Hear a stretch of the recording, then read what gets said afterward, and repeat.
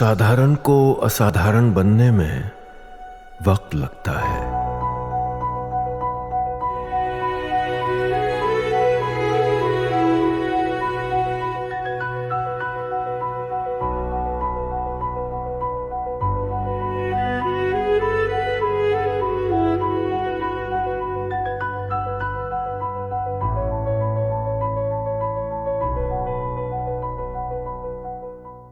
Proof है, लेकिन अगर वोट चोरी का प्रूफ है तो दिखाते क्यों नहीं?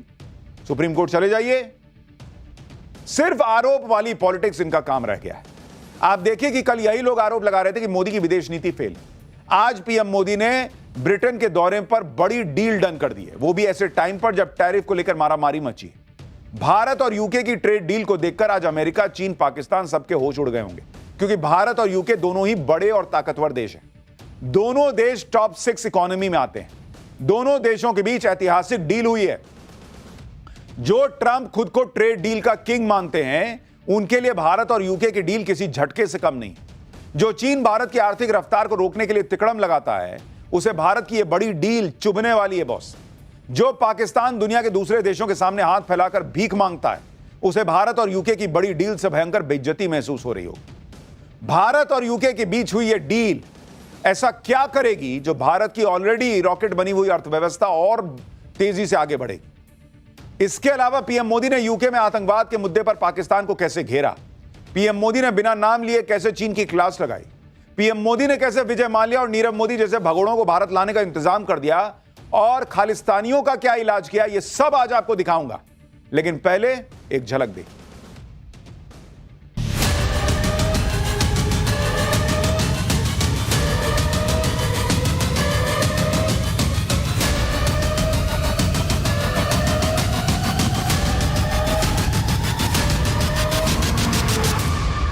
आतंकवाद के खिलाफ लड़ाई में दोहरे मापदंडों का कोई स्थान नहीं है।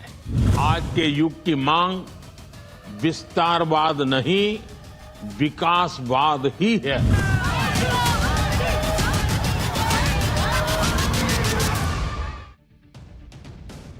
लंदन में पीएम मोदी आज ब्रिटेन के प्रधानमंत्री कीर स्टारमर से मिले। दोनों देशों के नेताओं ने FTA यानी फ्री ट्रेड एग्रीमेंट को फाइनल कर दिया। दोनों देशों के वाणिज्य मंत्रियों ने इस डील पर साइन किए। इस डील के बाद भारत और ब्रिटेन के बीच व्यापार और सस्ता और आसान हो जाएगा। इससे भारत और यूके दोनों को फायदा होगा। यह डील कितनी इंपॉर्टेंट है, इसे आप इसी बात से समझ सकते हैं कि इस डील को लेकर ब्रिटेन के पीएम कीर स्टारमर ने कहा कि यूरोपीय यूनियन से निकलने के बाद यह ब्रिटेन की सबसे बड़ी ट्रेड डील है। यह भारत द्वारा अब तक किए गए सबसे महत्वपूर्ण व्यापार समझौतों में से एक है। ब्रिटेन के पीएम ने भरोसा जताया कि इस डील से दोनों देशों में रोजगार बढ़ेगा, व्यापार बढ़ेगा, पैसा बढ़ेगा, लिविंग स्टैंडर्ड जो है, स्टैंडर्ड ऑफ लिविंग जो है वो बेहतर होगा। दोनों देशों की अर्थव्यवस्था को बड़ा बूस्ट मिलेगा। दोनों देशों के सस्ते प्रोडक्ट और सर्विस मिलेगी। भाई, भारत की इकोनॉमी तो ऑलरेडी रॉकेट बनी हुई है। ये जो अंग्रेज हम पे राज करके गए थे किसी जमाने में, 3 गुना लगान वाले, ये आज भारत के साथ इस डील को लेकर बेचैन थे, क्योंकि उनके यहां 3-3 प्रधानमंत्री बदल गया बॉस, क्योंकि उससे इकोनॉमी नहीं संभली। यह डील उनकी कुर्सी को मजबूत करने जैसा है। पीएम मोदी ने भी इस डील को दोनों देशों के लिए ऐतिहासिक बताया। एक बार प्रधानमंत्री नरेंद्र मोदी को सुनिए, फिर आपको बताता हूं कि इस डील से होगा क्या, ट्रंप को आज कितना झटका लगा होगा, यह भी बताऊंगा। पहले सुनिए जरा पीएम को। और भारत और यूके मिलकर के एक नए इतिहास की नींव डाल रहे हैं। आज हमारे संबंधों का एक ऐतिहासिक दिन है। आज हम दोनों देश मिलकर के पारस्परिक लाभकारी FTA और डबल कंट्रीब्यूशन कन्वेंशन इसको संपन्न करने जा रहे हैं। ये अपने आप में भारत और यूके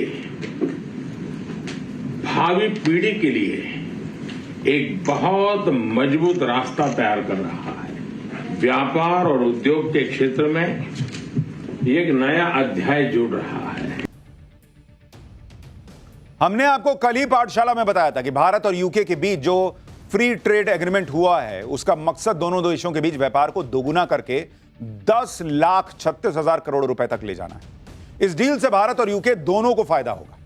एक बार यह डील इफेक्ट में आएगी तो दोनों देशों के बीच सालाना व्यापार 2,20,000 करोड़ रुपए तक बढ़ने की उम्मीद है। इस डील से भारत के किसानों को बड़ा फायदा होगा, भारत की एग्रीकल्चर इंडस्ट्री को फायदा होगा, क्योंकि भारत का कुल एग्रीकल्चर एक्सपोर्ट करीब 3,16,000 करोड़ का है और यूके का एग्रीकल्चर इंपोर्ट 3,24,000 करोड़ का। लेकिन इसमें से केवल 7,000 करोड़ का एग्रीकल्चर इंपोर्ट भारत से आता है। यह ट्रेड डील हो जाने से यूके में जो एग्रीकल्चर प्रोडक्ट का बड़ा मार्केट है उसमें भारत का हिस्सा बढ़ जाएगा, जिससे भारत के किसानों का बहुत बड़ा फायदा होगा। ब्रिटिश मार्केट में भारतीय चाय, बासमती चावल, आम, अंगूर, मसाले, सी फूड आइटम की बड़ी मांग भी है। इस डील के होने से असम, गुजरात, केरल और बंगाल के एग्रीकल्चर एक्सपोर्टर्स को बड़ा फायदा होने का अनुमान है। इस डील से भारत के कपड़ा उद्योग को भी बड़ा फायदा होगा, क्योंकि 8 से 12% लगने वाली इंपोर्ट ड्यूटी को हटा दिया गया है। इससे सूरत और लुधियाना के एक्सपोर्टर्स को बड़ा फायदा होगा। यानी किसान से लेकर व्यापारी तक सब बम बम हो जाएंगे बॉस, ऐसी डील हुई है। भारत और यूके के बीच डबल कंट्रीब्यूशन कन्वेंशन एग्रीमेंट भी हुआ है, जिससे यूके में काम करने वाले भारतीय कामगारों को फायदा होगा। दरअसल अभी यूके में सीमित समय के लिए काम करने वाले भारतीय प्रोफेशनल से नेशनल इंश्योरेंस के नाम पर हर साल एक तय राशि वसूली जाती थी। यहां भुगतान वहां की सामाजिक सुरक्षा योजनाओं के लिए होता है, लेकिन इनका फायदा उन्हें नहीं मिल पाता, क्योंकि वो तो कुछ ही महीनों बाद भारत लौट जाते हैं। नतीजा यह होता था कि पैसा कटता तो था, लेकिन कोई पेंशन या सामाजिक सुरक्षा का लाभ उनको मिलता नहीं था। ब्रिटेन में भारतीय बिजनेस कम्युनिटी की लंबे वक्त से यह डिमांड थी कि कम समय के लिए जो भारतीय प्रोफेशनल्स ब्रिटेन आते हैं उन पर अतिरिक्त आर्थिक बोझ जो है वो पड़ रहा है, उसको कम करना चाहिए। जैसे Germany, Belgium, France, Denmark, Netherlands जैसे कई देश हैं जिनका भारत के साथ सोशल सिक्योरिटी एग्रीमेंट है। इसके तहत इन देशों में जाने वाले भारतीय प्रोफेशनल्स को सोशल सिक्योरिटी स्कीम्स में हिस्सेदारी नहीं करनी पड़ती। अब इसी तरह का समझौता यूके के साथ हो गया है, जिसमें सोशल सिक्योरिटी में हिस्सेदारी में 3 साल की छूट मिल गई है। यानी कम वक्त के लिए यूके जाने वाले भारतीय प्रोफेशनल्स और उन्हें हायर करने वाली कंपनियों को इससे फायदा होगा। भारतीय प्रोफेशनल्स और उन्हें हायर करने वाली कंपनी सालाना 500 पाउंड यानी करीब 58,000 की गैर जरूरी कटौती से बच जाएंगे। भारतीय प्रोफेशनल्स की टेक होम सैलरी बढ़ जाएगी भाई, क्योंकि अभी आपको यह सोशल सिक्योरिटी के नाम पे 58,000 रुपया कट रहा था, तो कंपनी अपने जेब से तो देगी नहीं, आपका काट लेती थी। अब सरकार ने डील कर ली कि 3 साल के लिए कोई आ रहा है तो उससे लीजिए मत, तो आपका ऑलमोस्ट 60,000 रुपया बढ़ गया ना बॉस, घर में जो पैसा आएगा। यह भारत के लिए बड़ी कूटनीतिक कामयाबी है। भारत ने एफटीए की बातचीत के दौरान यह मुद्दा प्रमुखता से उठाया, साफ कहा कि जब तक डबल कंट्रीब्यूशन कन्वेंशन नहीं आता तब तक समझौता अधूरा रहेगा। प्रधानमंत्री नरेंद्र मोदी ने इसे ऐतिहासिक मील का पत्थर इसीलिए बताया। यह ट्रेड डील भारत के दोनों हाथ में लड्डू की तरह है, क्योंकि भारत की इकोनॉमी तो पहले ही तेजी से बढ़ रही है, उसे और बूस्ट मिल जाएगा। क्योंकि यूके के लिए यह ट्रेड डील एक संजीवनी की तरह है, क्योंकि आर्थिक मोर्चे पर यूके की हालत, ब्रिटेन की हालत बहुत खराब है बॉस। कुछ दिन पहले ही ब्रिटिश पीएम कीर स्टारमर ने कहा था कि इकोनॉमी बहुत खराब हालत में है। यूके में कंपनियां संघर्ष कर रही हैं, घाटे की वजह से तेजी से कॉस्ट कटिंग हो रही है। इसी साल मई में यूके में बेरोजगारी दर 4.7% पे पहुंच गई, जो 4 साल में सबसे ज्यादा है। यूके में महंगाई दर 3.4% है, जो 2% के टारगेट से कहीं ज्यादा है। भारत के साथ डील से यूके की अर्थव्यवस्था को सालाना 41,647 करोड़ रुपए का बूस्ट मिलने जा रहा है। तभी मैंने कहा ना कि वहां के प्रधानमंत्री की कुर्सी बचेगी। अपने पीएम तो तीसरा टर्म चला रहे हैं, इकोनॉमी को रॉकेट बना रखा है, महंगाई को पकड़ के रखा कि भागना नहीं, इधर आओ इधर आओ। यह हिसाब है भारत में। वहां 3 प्रधानमंत्री बदल गए थे। पीएम मोदी ने ऐसे वक्त में यूके का दौरा किया है जब भारतीय क्रिकेट टीम इंग्लैंड के दौरे पर है। मैनचेस्टर में टेस्ट मैच चल रहा है। पीएम मोदी कोई मौका छोड़ते हैं। उन्होंने संबोधन में भारत और इंग्लैंड टेस्ट सीरीज का जिक्र कर दिया। सुनिए क्रिकेट को लेकर पीएम मोदी ने क्या कहा, जिस पर सब हंस पड़े। जब भारत और यूके मिले और वह भी टेस्ट सीरीज के दौरान, तो क्रिकेट का उल्लेख तो करना ही पड़ता है। For both of us, cricket is not just a game but a passion and also a great metaphor for our partnership. There may be a swing and a miss at times, but we always play with a straight bat. We are committed to building high-scoring, solid partnership. आप सोचिए, यहां देश में PM Modi के विदेश जाने पर विपक्ष तूफान खड़ा कर रहा था। राहुल गांधी कह रहे थे कि मोदी तो भाग गए नहीं, भाग गए बोल रहे थे। उधर पीएम मोदी इन आरोपों का कोई लोड नहीं ले रहे, वो अपना आराम से डील कर रहे हैं, हंसी मजाक कर रहे हैं। उनको पता है भाई कि मैं भारत के लिए क्या करने जा रहा हूं, अपने देश के लिए क्या करने जा रहा हूं, इसलिए वो प्रेशर में नहीं आते। और इसके पीछे की वजह है नरेंद्र मोदी को जो लोगों का सपोर्ट मिलता है ना, वो उनको दिखता है, उनको पता है कि राहुल गांधी के भग गए कह देने से कुछ नहीं होगा, क्योंकि इस देश के लोग जग गए हैं, तो भग गए वाली बात पे भरोसा नहीं करते। नरेंद्र मोदी के कामकाज पर लोगों की मुहर लगी हुई है। आप देखिए, पीएम मोदी जब लंदन पहुंचे तो वहां भारतीय समुदाय ने दिल खोलकर उनका स्वागत किया। मोदी मोदी के नारे लगे वहां लंदन में, देखिए जरा।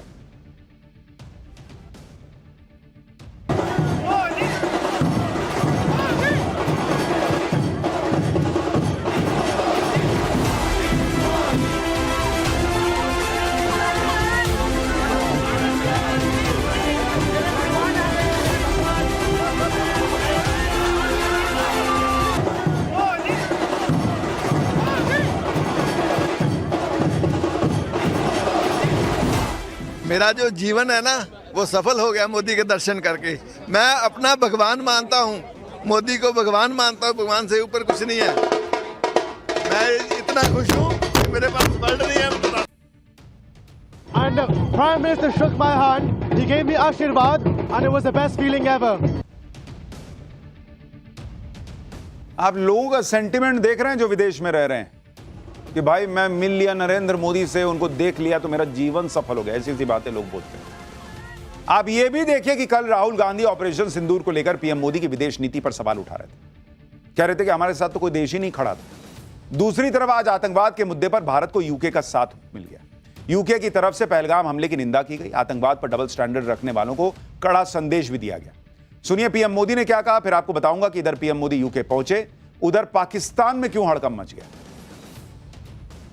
पहलगाम में हुए आतंकवादी हमले की कठोर निंदा के लिए हम प्रधानमंत्री स्टारमर और उनकी सरकार का आभार व्यक्त करते हैं।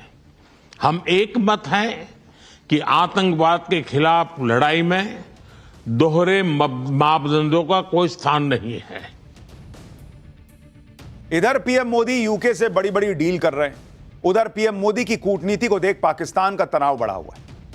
जिस वक्त पीएम मोदी यूके के दौरे पर निकले, उस वक्त पाकिस्तान के प्रधानमंत्री शहबाज शरीफ ने इस्लामाबाद में ब्रिटिश उच्चायुक्त जैन मैरियट से मुलाकात कर ली। एकदम नकलची लोग हैं भाई ये लोग। सोचो वहां वो गए, रेड कारपेट बिछ रहा है भाई, एकदम गले वाले मिल रहे हैं। हम क्या करते हैं, हमको तो कोई बुलाएगा नहीं। इनको पता है पाकिस्तानियों को तो कोई बुलाता नहीं, सबको पता है भीख मांगने आएगा ये। तो इन्होंने अपने यहां दूतावास वाले को बुला लिया और पाकिस्तान के प्रधानमंत्री ने ब्रिटिश उच्चायुक्त के सामने भारत से बातचीत की इच्छा जताई। शहबाज शरीफ ने कहा कि उनका मुल्क भारत से संबंधित सभी लंबित मुद्दों को हल करने के लिए गंभीर और सार्थक बातचीत को तैयार है। आप देख रहे हैं पाकिस्तान कैसे एकदम लमलेट हो रखा है भाई, लेट गया है, बिछ गया है कि कोई भारत से बात करवा दो यार। इधर पीएम मोदी लगातार पाकिस्तान को ठोकने की चेतावनी दे रहे हैं, उधर डरा हुआ पाकिस्तान भारत से बातचीत करने की गुहार लगा रहा है। राहुल गांधी पूछते हैं कि ऑपरेशन सिंदूर अभी खत्म नहीं हुआ तो विक्ट्री कैसे हो गई। पाकिस्तान को बुरी तरह ठोकने के बाद भी उसकी तरफ से बातचीत की पेशकश करना, यही भारत की जीत है राहुल गांधी जी। आप कैसे समझिएगा, आपके समय में तो सरकार, यूपीए वाली सरकार जो है, वो डोज देने की बजाय डोजियर भेजती थी, कागज का पन्ना।